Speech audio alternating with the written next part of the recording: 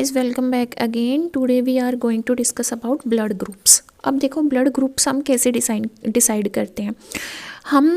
हम सबकी बॉडी में रेड ब्लड सेल्स होती हैं, पर हम सबका ब्लड ग्रुप अलग है। किसी का ए ब्लड ग्रुप होता है, किसी का बी होता है, किसी का ओ होता है, किसी का ए बी होता है, किसी का सिर्फ बी मतलब एंटीजन प्रेजेंट होंगे, या फिर हमारी बॉडी में ये हमारे ब्लड ग्रुप्स होते हैं।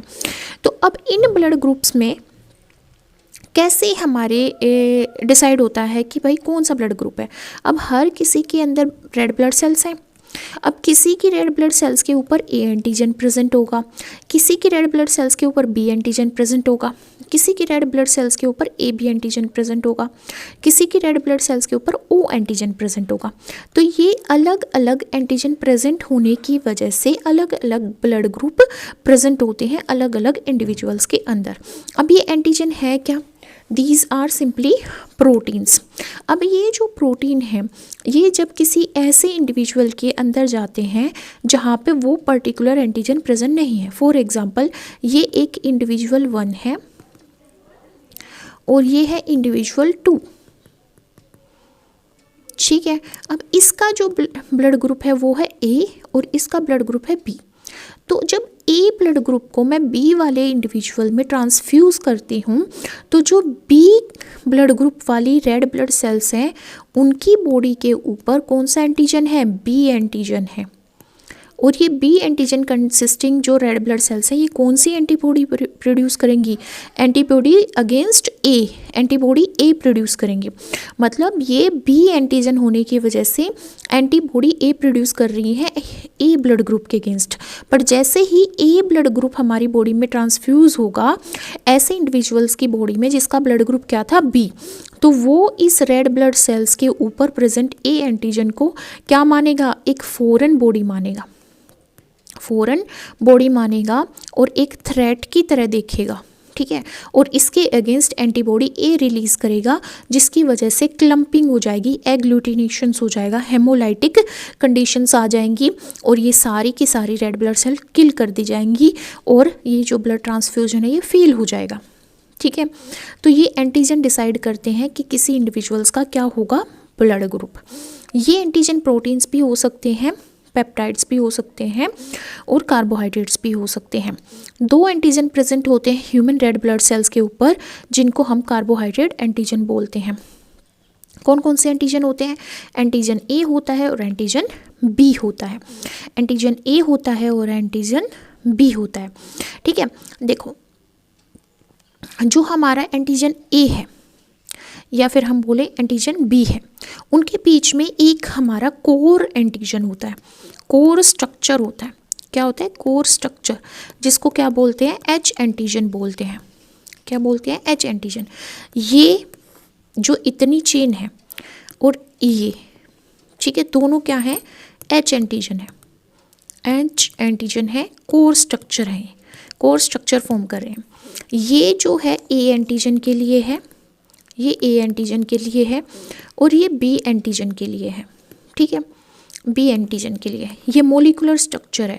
क्या है? मोलिकुलर स्ट्रक्चर है ए एंटीजन का और ये बी एंटीजन का, ठीक है। 2 एंटीजन प्रेजेंट होते हैं रेड ब्लड सेल्स के ऊपर, इधर ए प्रेजेंट होगा और बी प्रेजेंट होगा।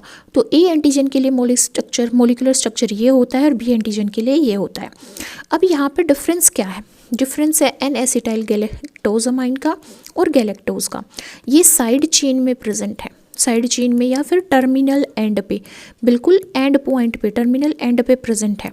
इसमें बी एंटीजन में गैलेक्टोज, ए एंटीजन में एन एसिटाइल गैलेक्टोज अमाइन। तो देखो, जो कोर स्ट्रक्चर होता है उसमें फ्यूकोज अटैच होता है गैलेक्टोज से, galactose N acetyl glucose amine से, फिर गैलेक्टोज से, फिर ग्लूकोज से। यहाँ पे भी फ्यूकोज गैलेक्टोज से अटैच होता है, एन एसिटाइल गैलेक्टोज अमाइन से अटैच होता है, फिर गैलेक्टोज से, फिर कार्बोहाइड्रेट चेन जो कि ग्लूकोज की होती है। तो दोनों में जो एच एंटीजन है वो क्या है? सेम है। क्या है? सेम है, ठीक है। अब यहाँ पे फंक्शन देखते हैं कि इनका क्या फंक्शन होता है। देखो, ए एंटीजन की बात करें तो ए एंटीजन में N acetyl galactose amine terminal end पे प्रेजेंट है, साइड चेन में प्रेजेंट है, ठीक है। जो क्या डिफाइन करता है कि किसी इंडिविजुअल में ए एंटीजन प्रेजेंट है और उसका ब्लड ग्रुप क्या है? ए है, ये डिफाइन करता है। अब इसमें जो गैलेक्टोज होता है वो कोर स्ट्रक्चर का पार्ट फॉर्म करता है, और जो फ्यूकोज होता है फ्यूकोज वो ABO एंटीजन फॉर्मेशन में हेल्प करता है, और जो बाकी लिपिड या प्रोटीन का बेस होगा वो इसको इस पूरी चेन को रेड ब्लड सेल की मेम्ब्रेन से एडहेयर करके रखेगा, अटैच करके रखेगा। ठीक है, क्या करेगा, अडहेयर करेगा। इसी तरह गैलेक्टोज क्या करता है, ये डिफाइन करता है कि यहाँ पे बी एंटीजन है, मतलब कि बी ब्लड ग्रुप प्रेजेंट है किसी इंडिविजुअल के अंदर। ठीक है, अब देखो जो H एंटीजन है वो किस में प्रेजेंट होगा, H एंटीजन प्रेजेंट होगा O ब्लड ग्रुप में, और ना तो वहाँ पे O ब्लड ग्रुप में टर्मिनल एंड पे ना तो N एसिटाइल गैलेक्टोजामाइन होगा ना गैलेक्टोज होगा, सिर्फ ये बेस होगा, सिर्फ ये कोर स्ट्रक्चर होगा किसके अंदर, H एंटीजन के अंदर, और वो ब्लड ग्रुप क्या कहलाएगा, O ब्लड ग्रुप। तो जब A एंटीजन होता है तो N एसिटाइल गैलेक्टोज अमाइन यहाँ पे ट्रांसफ़र की जाती है ए ट्रांसफेरेज एंजाइम के थ्रू। ए ट्रांसफेरेज एंजाइम के थ्रू किस पे ट्रांसफ़र की जाती है, इस कोर स्ट्रक्चर पे, इस H एंटीजन पे। ठीक है, इसी तरह जब हमारा H एंटीजन पे गैलेक्टोज को ट्रांसफ़र किया जाता है तो वो कौन से एंजाइम के थ्रू किया जाता है, बी ट्रांसफेरेज के थ्रू, और बी ब्लड ग्रुप की फॉर्मेशन होती है। ठीक है, इतना समझ में आया। O एंटीजन होगा तो क्या होगा, सिर्फ ये कोर स्ट्रक्चर प्रेजेंट होगा जो फ्यूकोज गैलेक्टोज से अटैच होगा, गैलेक्टोज N एसिटाइल ग्लूकोजामाइन से, फिर गैलेक्टोज से, फिर ग्लूकोज से। तो ये कोर स्ट्रक्चर अगर प्रेजेंट है तो कौन सा ब्लड ग्रुप है, हमारा H ब्लड ग्रुप है, मतलब H एंटीजन है, O ब्लड ग्रुप है। ठीक है, based on these two antigen, दो एंटीजन थे, A एंटीजन था और हमारा B एंटीजन था, तो हम इस बेसिस पे ब्लड ग्रुप को 4 टाइप्स में क्लासीफाई करते हैं, A blood group, B blood group, AB blood group और O ब्लड ग्रुप। जिसका ब्लड ग्रुप A है उसके ऊपर A एंटीजन, जिसका ब्लड ग्रुप B है उसके ऊपर B एंटीजन, जिसका ब्लड ग्रुप AB है उसके ऊपर A और B दोनों एंटीजन, और जिसके अंदर O ब्लड ग्रुप है उसके ऊपर कोई भी एंटीजन नहीं होता। और ये किसको डिनोट कर रहा है, रेड ब्लड सेल्स को।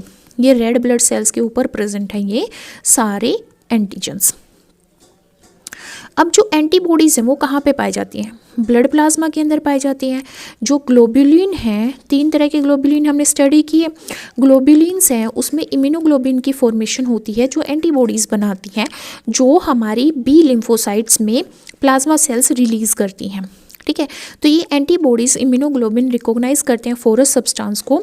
कैसे रिकॉग्नाइज करते हैं, as a antigen, as a threat, और अलर्ट कर देते हैं इम्यून सिस्टम को by binding with the antigen, और एंटीजन बाइंडिंग साइट को यूज़ करके, और उसको किल कर देते हैं।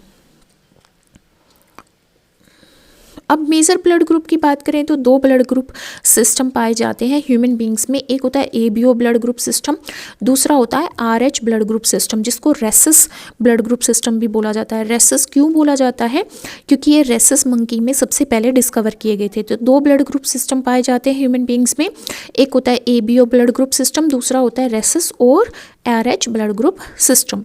ABO ब्लड ग्रुपिंग इस बेस पे होती है कि किस तरह का एंटीजन प्रेजेंट है रेड ब्लड सेल के सरफेस पे, A है, B है, AB है, या फिर कोई भी एंटीजन नहीं है। प्लाज्मा जो होती है डिफरेंट इंडिविजुअल्स की, उसमें 2 नेचुरल एंटीबॉडीज़ प्रेजेंट होती हैं। अगर A एंटीजन प्रेजेंट है, जैसे हमने यहाँ पे देखा, अगर ब्लड ग्रुप A है, अगर ब्लड ग्रुप क्या है, A है, और A एंटीजन प्रेजेंट है, तो ये anti blood group B antibody, blood group B antibody generate करेगी। ये anti A blood group antibody generate करेगी, ये एंटी A एंटीबॉडी जनरेट करेगी, ये एंटी B जनरेट करेगी, और ये किसी के अगेंस्ट भी एंटीबॉडी जनरेट नहीं करेगी। और O जो होता है, वो क्या करता है, सबके अगेंस्ट एंटीबॉडी जनरेट करता है। ठीक है, क्योंकि ये अपना कोई एंटीजन शो नहीं करता। ठीक है। तो ओ ब्लड ग्रुप को कोई नहीं दिया जा सकता, पर ये सबको दिया जा सकता है क्योंकि इसके ऊपर कोई भी एंटीजन नहीं है।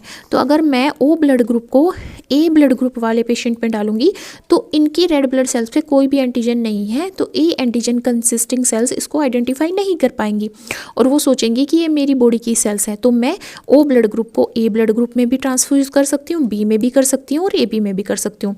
बट जब इनमें से तीनों में से किसी को भी मैं अगर ओ ब्लड ग्रुप वाले पेशेंट में ट्रांसफ़र करूँगी तो वो इन सब के अगेंस्ट एंटीबॉडी रिलीज़ करेगा। ठीक है, ए के अगेंस्ट भी, बी के अगेंस्ट भी और ए बी के अगेंस्ट भी। ये सिस्टम है ब्लड ग्रुप्स का। ये सिस्टम किसने रिपोर्ट किया था? सबसे पहले कार्ल लैंडस्टीनर ने करा था। तो ब्लड ग्रुप किसने दिया? लैंडस्टीनर ने दिया। देखो, ह्यूमन एबीओ ब्लड ग्रुप की बात करते हैं तो हमारा ब्लड ग्रुप कैसे डिसाइड होता है? हमारे जीनोटाइप से डिसाइड होता है। जीनोटाइप क्या है कि हमारे जीन लेवल पे कौन सी एलील्स प्रेजेंट है। एक जीन की 2 एलील्स होती हैं, 2 एलील्स होती हैं। वो दोनों एलील्स सेम हो सकती हैं या फिर अपोजिट हो सकती हैं, डिफरेंट हो सकती हैं। ठीक है, तो एक ब्लड ग्रुप के लिए 2 हमारी एलील प्रेजेंट होंगी। जैसे हमारा ब्लड ग्रुप ए है तो एंटीजन रेड ब्लड सेल्स के ऊपर क्या होगा? ए। उसके लिए एलील्स क्या होंगी? दोनों एलील्स ए होंगी। अगर हमारा ब्लड ग्रुप ए है तो एंटीजन रेड ब्लड सेल्स के ऊपर क्या है? ए है। और उसके लिए हमारी एंटीबॉडी या तो ओ प्रेजेंट हो सकती है, मतलब कोई भी एंटीबॉडी एक एलील ओ वाली हो और एक ए वाली हो। ओ वाली मतलब कोई भी यहाँ पे क्या नहीं है? एलील प्रेजेंट नहीं है किसी भी पर्टिकुलर हमारे ब्लड ग्रुप के लिए। सिर्फ एक एलील है जो ए के लिए प्रेजेंट है, एक है जो ओ के लिए प्रेजेंट है। फिर भी हमारा जो ओ है वो यहाँ पे क्या है? रिसेसिव है, क्योंकि जो एबीओ ब्लड ग्रुप है वो किसको फॉलो करता है? मेंडेलियन इनहेरिटेंस को। मेंडल की इनहेरिटेंस को फॉलो करता है। मेंडेलियन इनहेरिटेंस को फॉलो करता है, जिसमें हमारा जो ए है हमारी जो एलील ए है और एलील बी है वो दोनों कोडोमिनेंस शो करती हैं और जो एलील ओ है वो हमारी रिसेसिव होती है। क्या होती है? रिसेसिव होती है। तो अगर एलील ए के साथ एलील ओ प्रेजेंट होगी तो कौन एक्सप्रेस करेगा? ए एक्सप्रेस करेगा। और ये किसको सुप्रेस कर देगा? ओ को सुप्रेस कर देगा। अगर बी के साथ में ओ प्रेजेंट होगा तो ओ एक्सप्रेस करेगा और वो ओ को सुप्रेस कर देगा। और अगर आई ए आई बी प्रेजेंट होंगी तो दोनों एक्सप्रेस होंगी, क्योंकि ये को डोमिनेंस शो करती हैं, मतलब दोनों डोमिनेंट होती हैं, दोनों एक्सप्रेस करती हैं और अपना प्रोटीन रिलीज करती है एंटीजन की फॉर्म में। बट अगर यहाँ पे आई और रिसेसिव फॉर्म में प्रेजेंट होंगी, only then there will be the blood group O type, क्योंकि वो रिसेसिव है। तो यहाँ पे जब हमारी एलील ए है और बी है तो रेड ब्लड सेल्स के ऊपर ए बी आएगा। यहाँ पे ए बी आएगा। ठीक है, ए बी आएगा। तो यहाँ पे हमारा क्या होगा? अगर हमारी एलील जैसे यहाँ पे है, ठीक है, एलील अगर हमारी आई ए आई बी है तो यहाँ पे क्या होगा? या फिर यहाँ पे बी होना चाहिए था, यहाँ पे बी होगा। ठीक है, अगर हमारे पास दोनों एलील बी वाली है तो हमारा एंटीजन रेड ब्लड सेल्स पे बी होगा और ब्लड ग्रुप बी होगा, और वो किसके अगेंस्ट एंटीबॉडी जनरेट करेगा? ए के अगेंस्ट। जब ब्लड ग्रुप ए था और एंटीजन ए था तो किसके अगेंस्ट एंटीबॉडी जनरेट कर रहा था? बी के अगेंस्ट। जब हमारी बी एलील होगी और एक ओ वाली एलील होगी तो बी डोमिनेंट होगी, ओ हमारी रिसेसिव होगी, तो बी एक्सप्रेस करेगा, बी एंटीजन बनेगा रेड ब्लड सेल्स के ऊपर और बी ब्लड ग्रुप बनेगा, और वो किसके अगेंस्ट एंटीबॉडी प्रोड्यूस करेगा? ए के अगेंस्ट। और जब दोनों ही एलील प्रेजेंट होंगी, आई ए और आई बी, तो वो को डोमिनेंस शो करेंगी, दोनों एक्सप्रेस होंगी, ए बी और B B. Blood group A B type का होगा और वो किसी के भी अगेंस्ट एंटीबॉडी नहीं बनाएगा, ना ही ए के अगेंस्ट ना ही बी के अगेंस्ट, ना ही ए के अगेंस्ट ना ही बी के अगेंस्ट। जब आई प्रेजेंट होगा इसका मतलब क्या है कि ओ ब्लड ग्रुप होगा और ये रिसेसिव फॉर्म में ही क्या हो पाता है? एक्सप्रेस हो पाता है। पर ये कोई भी एंटीजन जनरेट नहीं करता अपनी रेड ब्लड सेल्स के ऊपर। तो यहाँ पे ब्लड ग्रुप क्या होगा? ओ होगा, और ये एंटी ए और एंटी बी एंटीबॉडी जनरेट करता है। इसको ना ब्लड ग्रुप ए दे सकते ना बी दे सकते। ठीक है, बट ओ ब्लड ग्रुप हम सब पेशेंट को दे सकते हैं, ए वाले को भी, बी वाले को भी और ए बी वाले को भी। क्यों? क्योंकि इसके ऊपर कोई भी एंटीजन नहीं प्रेजेंट होता है।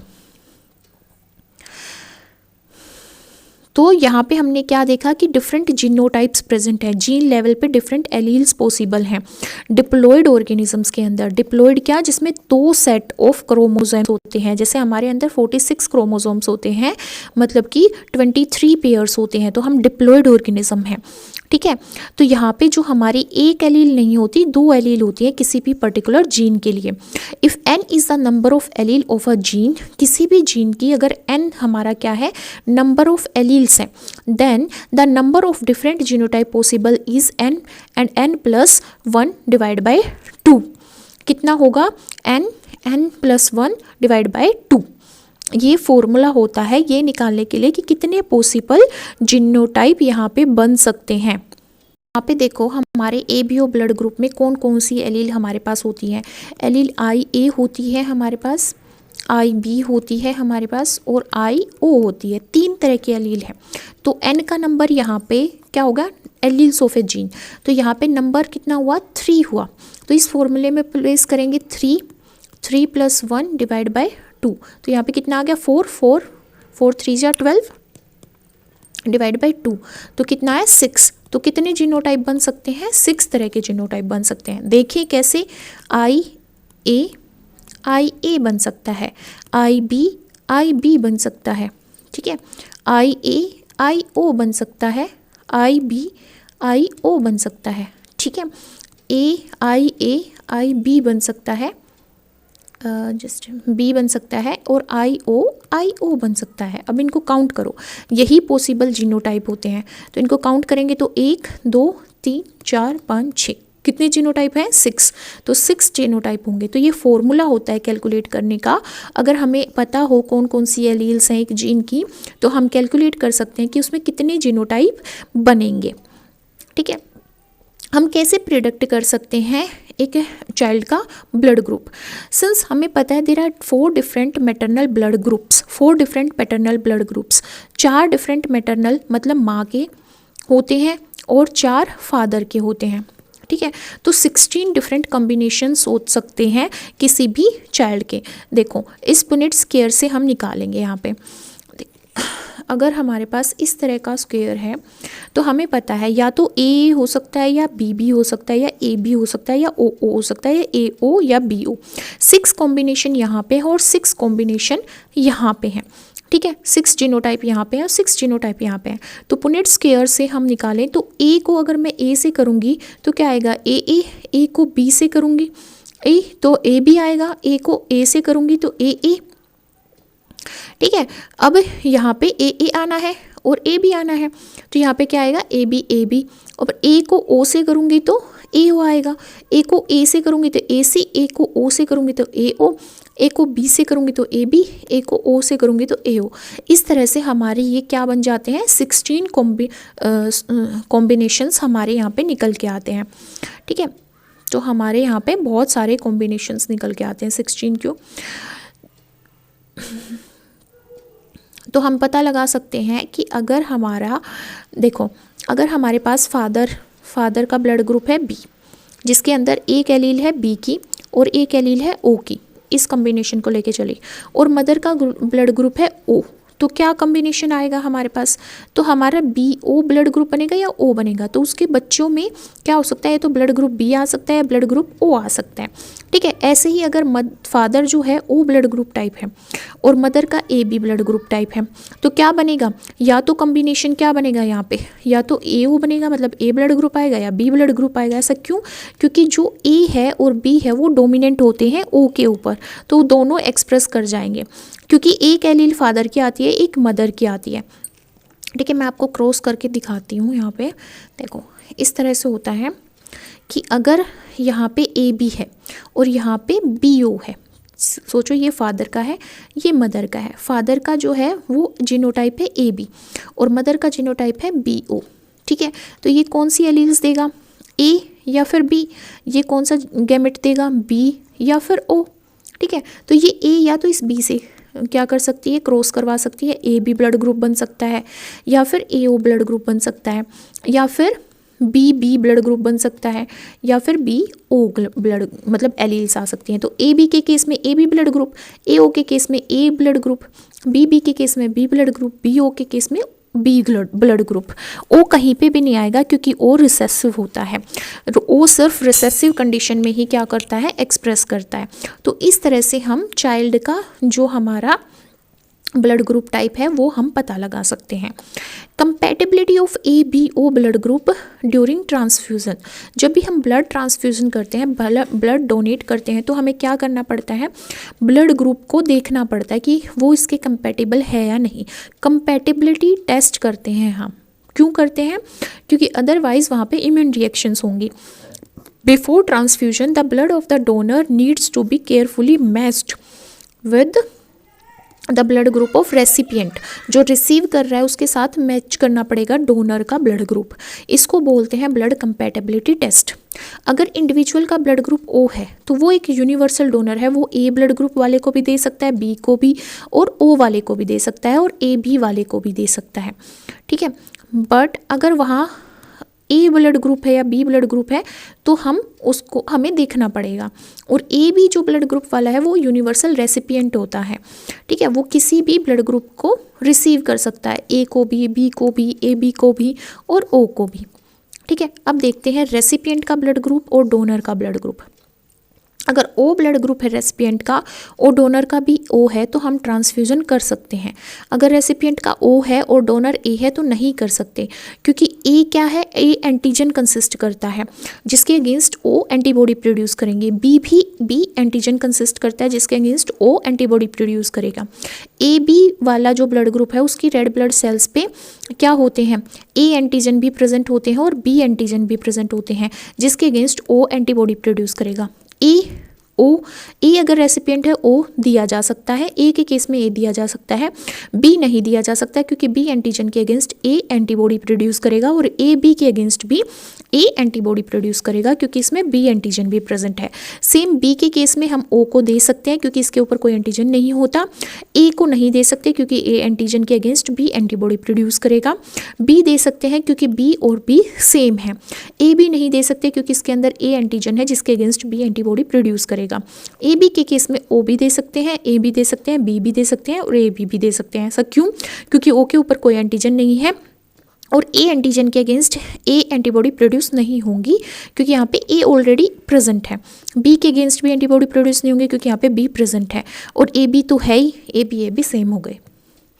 ठीक है, नेक्स्ट आता है हमारे पास RH group system. RH group system discover किया गया था लैंडस्टीनर के द्वारा एंड विनर के द्वारा 1940 में। ये भी लैंडस्टीनर ने डिस्कवर किया था पर इसमें एक और साइंटिस्ट का रोल आता है विनर का। ठीक है, 1940 में इन्होंने देखा था कि जो रेड ब्लड सेल्स है उसके ऊपर, उसकी प्लाज्मा मेम्ब्रेन के ऊपर RH एंटीजन प्रेजेंट है या नहीं है। उसके बेसिस पे कोई RH पॉजिटिव हो सकता है या फिर RH नेगेटिव हो सकता है। RH फैक्टर का नाम रेसिस मंकी के नाम के बाद रखा गया क्योंकि रेसिस मंकी मैकाकस रेसिस के अंदर ये सबसे पहले डिस्कवर किया गया था। इसलिए RH एंटीजन लोकेट होते हैं दो रेसिस प्रोटीन के ऊपर। दो रेसिस प्रोटीन होते हैं RHD और RHCE। दोनों प्रोटीन कहाँ पे पाए जाते हैं? रेड ब्लड सेल्स के ऊपर पाए जाते हैं। दोनों प्रोटीन हमारे रेड ब्लड सेल्स के ऊपर पाए जाते हैं और इनके लिए जो जीन होता है वो जीन क्रोमोसोम नंबर 1 में पाया जाता है। क्रोमोसोम 1 में पाया जाता है। ठीक है, अब जो RHD होता है वो कैरी करता है D एंटीजन और जिस भी इंडिविजुअल में D एंटीजन प्रेजेंट होगा वो RH पॉजिटिव होगा और जिसमें ये D एंटीजन एब्सेंट होगा वो RH नेगेटिव होगा। ठीक है, RH नेगेटिव होगा।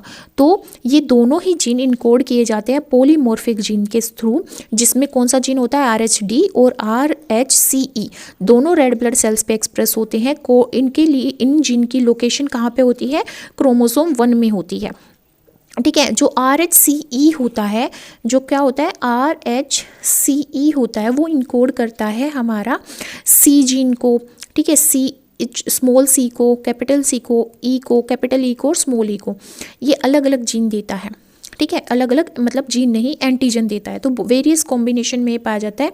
स्मॉल सी और स्मॉल ई की कॉम्बिनेशन में capital C small E, small C capital E, capital C capital E, अलग अलग कॉम्बिनेशन में ये पाया जाता है। बट यहाँ पे RH पॉजिटिव और RH नेगेटिव को कौन डिटरमाइन करता है? RHD डिटरमाइन करता है। तो यहाँ पे जो कम्बिनेशन है RH पॉजिटिव का RH नेगेटिव को डिटरमाइन किया जाता है कि D antigen red blood sales पे प्रेजेंट है या नहीं है।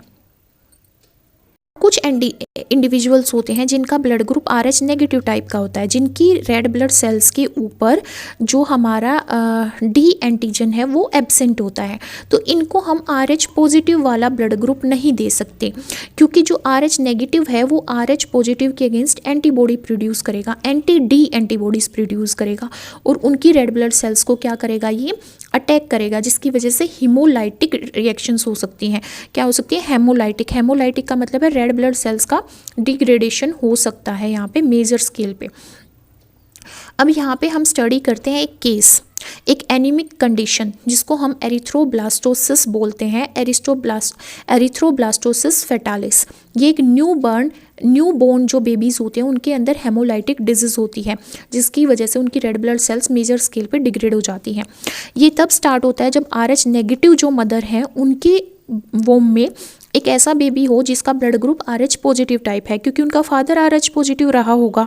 ठीक है, as long as a baby is not delivered, जब तक उसकी डिलीवरी नहीं होती तो कोई मिक्सिंग नहीं होती, क्योंकि बीच में क्या होती है, प्लेसेंटा प्रेजेंट होती है, तो मदर का ब्लड सेपरेट होता है बेबी के ब्लड के कंपैरिजन में, ब्लड के साथ। ठीक है, और कुछ नहीं होता, बेबी सेफ रहता है। बट जब डिलीवरी होती है तो कुछ ब्लड सेल्स होती हैं बेबी की जो मदर के ब्लड स्ट्रीम में एंटर कर जाती हैं।